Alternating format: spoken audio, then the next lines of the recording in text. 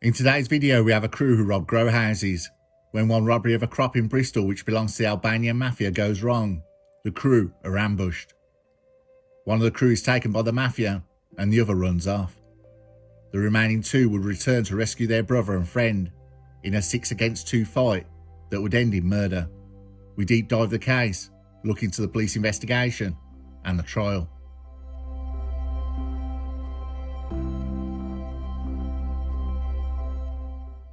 On 24th of May 2022, Brikel Pelage, Nicola Pelage, Radian Laika and Kastriot Melage are in an Albanian gang that had come to Bristol to steal a crop.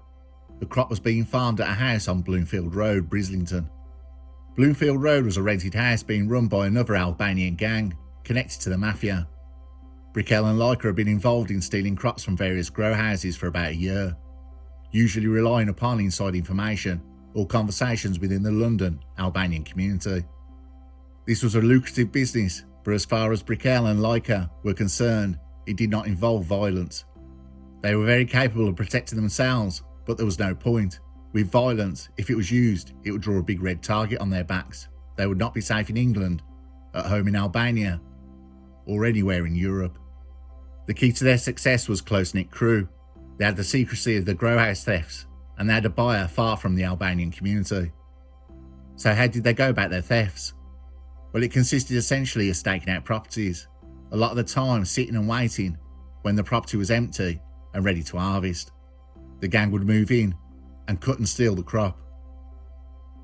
A few weeks before the robbery that would soon unfold at Bloomfield Road in Bristol, Brikel and Laika's crew had tried to steal a crop from a house in Manchester, but gave up after a few days watching the house because it was continually occupied. Brikel had stolen a crop from the same house on Bloomfield Road some months earlier, using inside information after going out drinking with one of the criminal gang who were involved in growing the crop. Having failed to steal anything in Manchester, Brikel decided to try his luck again in Bristol. The target, the same house they robbed months earlier on Bloomfield Road. Having received a tip-off from someone with the growers gang that the property would be vacant, Brikel took the lead role organising the gang members to assist him in the theft. The gang took with them crop stealing kit which was stored in a van. This contained sharp instruments including long knives, balaclavas and sheets to remove the crops when they were cut.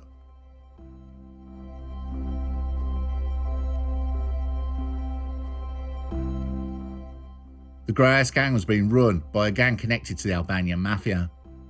In the days coming up from when the crop was ready, order from above in the Mafia had been passed down to the captains. There could be no screw-ups. The Mafia had been at a disadvantage at the thefts of grows from other factories. It was pretty obvious that there was an insider, someone leaking information. The Mafia were highly suspicious that due to the crop being robbed earlier on Bloomfield Road, that a further theft might take place. So the gang had arrived, in numbers, 6 of them, and they were in and around the area of the house on the afternoon of the evening on the 24th of May 2022. The Mafia crop was valued at £100,000 and steps were being taken over the next few days to harvest it and set up another grow. Aranet Lishi was in the gang working for the Mafia and looking outside the bedroom window of the house on Bloomfield Road. He noticed a van in the car park that many recognised as being from his home country, but he did not know any of them. This put people in the grow house on alert, and they had a right to be alarmed. It was Brikel and Laika's crew waiting in position.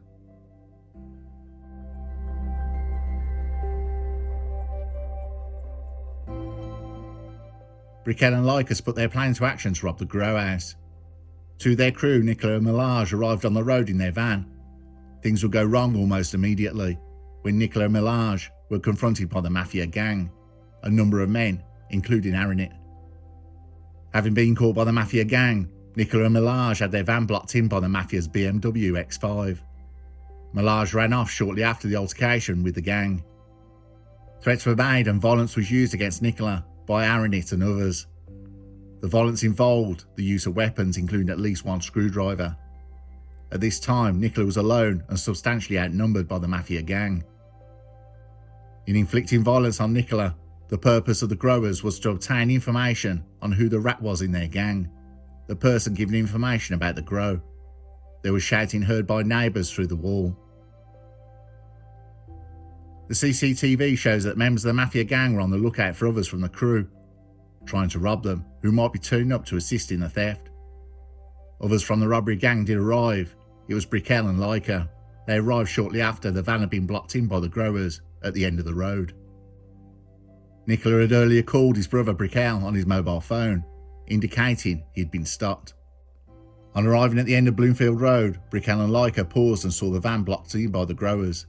They concluded Nicola was being held by the persons who were indeed the Albanian Mafia. That prompted Brickell and Leica to leave the area. They needed weapons. They didn't carry any, but their mate and brother Nicola was being held by the Mafia. They would most likely torture and kill him. Brickell and Leica went to obtain weapons of some sort in order to rescue Nicola. Brickell and Leica drove to a nearby Sainsbury's store. There they bought 4 large kitchen knives. Leica was frightened at the situation they found themselves in, and he was very reluctant to return to Bloomfield Road, but he felt he had to assist his friend Brickell. Brickell said he would not leave Nicola. He will not leave his brother. The robbery's dead. We get my brother and we go. Before leaving Sainsbury's, Brickell and Leica went to the store toilets to remove the packaging from the knives. They each placed 2 knives within their clothing. As they returned to their car, armed, they headed back to Bloomfield Road. On arriving in the turning circle at the bottom of the road, Brickell rapidly exited the car, holding up the 2 knives. He chased persons from the Mafia gang as Leica pulled up in the car. Leica also took 2 knives with him and entered the turning circle area. A substantial fight between a number of people, each from the 2 gangs, followed. Brickell and Leica were outnumbered 6 on 2, but they did not back down, and with the knives in each hand they charged into the Mafia gang, who were also armed with knives. What unfolded was acts of extreme violence on all sides. Shouts and screams of a horrified nature were heard by those living in and around the turning circle. Nicola, who was injured and captured, had broken free and launched into the fight. During this fighting, Brickell and Leica had stabbed and slashed Aranit from the Mafia gang. He had suffered a number of other knife wounds. Although no one can be sure who inflicted any of the injuries to Aranit's arm, severing 2 of his arteries, both Brickell and Leica were swinging knives. Although Nicola was an active participant in the fighting, things started to turn on the robbery gang. During the fighting, Nicola and Leica were both seriously injured. The Mafia gang caused substantial injuries, life-threatening injuries, from a number of different weapons. Brickell also received injuries, but of a less serious nature. Realising his 2 friends were badly injured, he took his brother to the car and went back fighting to get Leica. All the Mafia gang were badly injured. Brickell drove Leica and Nicola to obtain medical assistance. Aranit also left the scene with his group, but died shortly thereafter on a nearby road. Despite rapid arrival of an ambulance, Aranit was abandoned on the roadside by their fellow gang members, who then fled the country. Aranit bled to death at the roadside.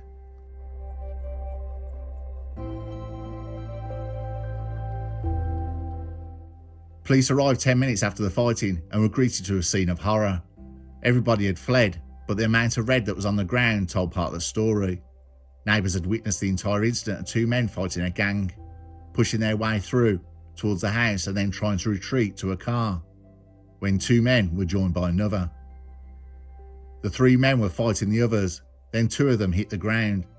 The main one fighting then took on 4 men at once and floored 2 of them, and the other 2 retreated, which gave the man time to drag his accomplices to a car and drive away. Inside the house, the gang had a substantial crop ready to harvest. Bags there were ready to take it away. The gang member who had been stabbed and killed was identified. The hunt was on for the gang who initiated the attack and the gang responsible for the grow. Later, 2 men would walk into an emergency room. The emergency room then notified the police. Over the following days, Brickell Pelage, Nicola Pelage, Radian Leica and Castrat Melage were all arrested and charged with murder and remanded into custody. The 5 men from the grow house had fled the country into Europe.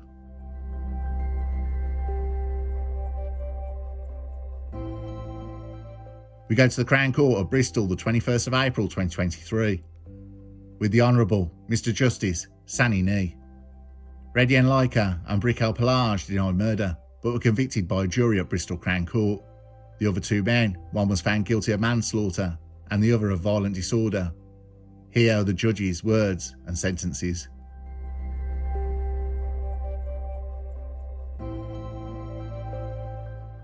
Briquel Pelage, you were 32 years of age at the time of the murder. I take into account your admitted earlier involvement in Class B product thefts, and that is relatively minor matter overall. As to mitigating factors, there are a number of powerful matters in your favour. First, I accept you had no intention to kill Aranit. Second, I have also proceeded on the basis there was a context of excessive force in self-defence or defence of others, which led to an intended escalation. Third, although this is not properly called a case of provocation, I accept the point that the acts of the gang had features of an ambush. Fourth, the killing was not premeditated. Fifth, you have no previous convictions, and having seen you give evidence, I am satisfied aside from the present incident, you are not a man of violence. The sixth reason, I take into account your remorse. I sentence you to life imprisonment. The minimum term you will serve is that of 20 years. It is important to emphasise that you and the public can understand the position that the minimum term is just that, a minimum period, which cannot be reduced. After you have served 20 years, there is no guarantee you will be released at that time, or at any particular time thereafter. If after the 20-year period, the parole board decides you are fit to be released, you will be released. Moreover, if and when you are released, you'll remain subject to licence for the rest of your life, and may therefore be recalled to continue your life sentence if you re-offend or otherwise breach conditions of your licence. It is in these ways that a life sentence protects the public for the future.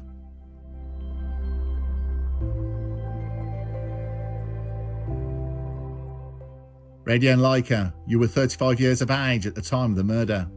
I do not consider there to be any statutory or non-statutory aggravating factors beyond your earlier convictions. Those are not for offences of violence. I was told you were convicted in 2013 of 2 offences, false imprisonment and blackmail at Snaresbrook Crown Court. You received sentences of 9 and 7 years respectively, to be served concurrently. I take into account that these convictions are rather old.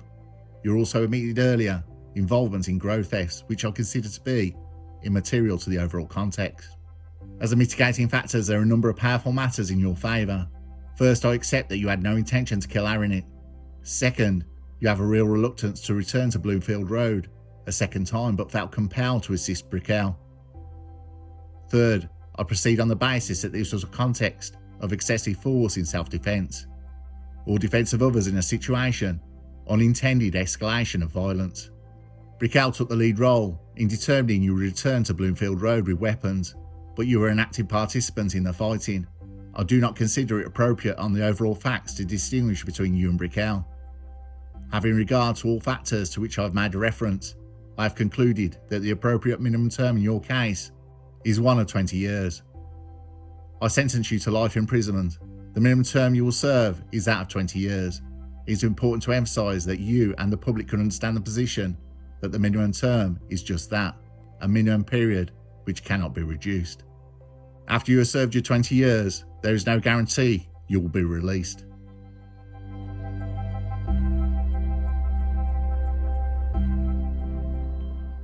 Nicola Pelage, you were 28 years of age at the time of the offence. As I've already said, I am satisfied that you were a victim of violence at the hands of a Grow gang, including Aranit, the deceased. Before the main fighting began on the return of Briquel and Leica, before they arrived, you were substantially outnumbered and assaulted. Melage had fled the scene, and you were left alone to face 3 to 4 members of the gang. The more serious violence, however, began when Briquel and Leica returned, in the Picasso, armed with the 4 knives. On the jury's verdicts, they rejected your self-defence or defence of others pleas. They were sure you assisted and encouraged the fighting, which led to Aranit's death, and that you intended at least some harm, short of very serious harm. I bear in mind the incident was over in about a minute, and they were extreme life-threatening acts of violence against you by members of the Grow gang. You suffer very serious injuries, and as in the case of your co-defendants, I proceed on the basis that in your case there are elements of excessive force and self-defence, or defence of others in your conduct, at least until the late stages of the fighting, considering all the circumstances in my judgment of aggravation and mitigation. Considering all the circumstances, in my judgment, I impose a sentence of imprisonment of 5 years. You'll receive credit for the 324 days you have served in custody. You'll be released from custody 2/3 of the way through your 5-year sentence. and the remainder of your sentence will be served on licence in the community.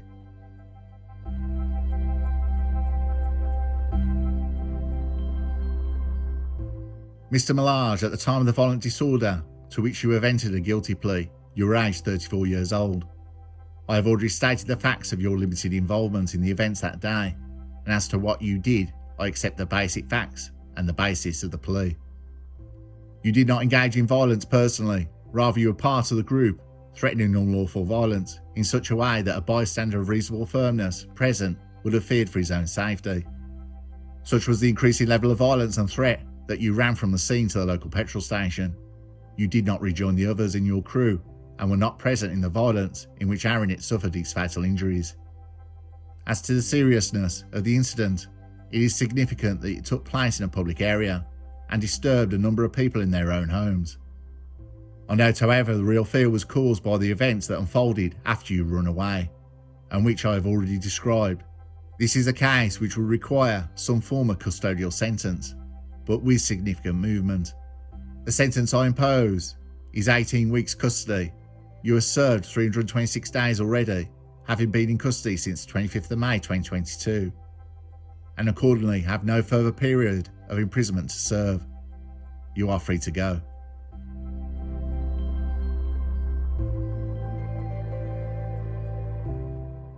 Though the murder of Aranit Lishi is tragic, if we move away from that part just for a moment, this made absolutely fascinating reading. The case remained pretty low level on the news, but it's one I made a note of to get more info and get the court docs on.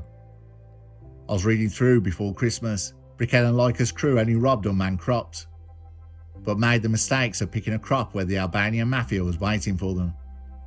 With Brickell's brother Nicola being taken, the situation quickly escalated. Though Brickell's determination with Leica to rescue his brother, he did just that and saved his life, though he did take the life of Aranit Lishi. It's amazing no more people died. Aranit Lishi being the cog in a big machine that is easily replaceable.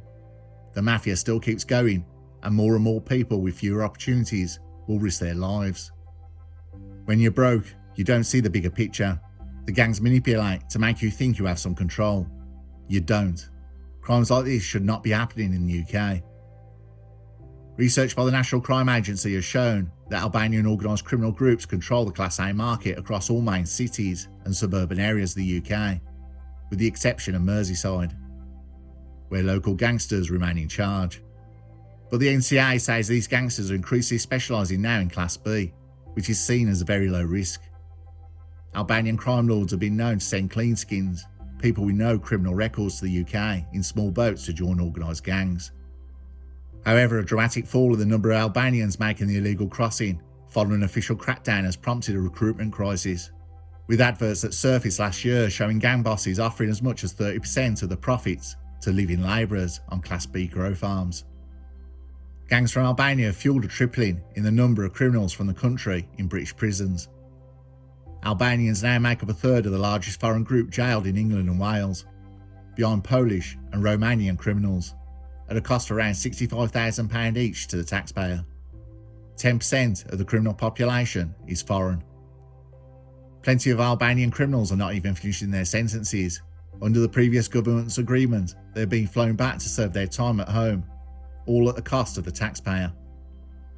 But now we have younger people who are crossing the channel on dinghies, claiming to be trafficked so they can't be sent back. To many it's worth a risk, though Albania is an incredibly beautiful country, it is financially a poor one. A history of communism, corruption and a lack of infrastructure. The communist regime also eliminated almost all forms of private property. This ended in 1985. But lack of investment has created a brain drain, where the cleverest without any opportunities in their own country have moved across Europe, the biggest pool being Germany. As we see, the UK doesn't make anything anymore and is in decline, with the UK government, and just to be clear, any of the governments that we have had, has no idea how to get us out of this 18-year stagnation, where real wages ended in 2007. Now the only growth industry is crime, and we have imported the violence and misery it brings.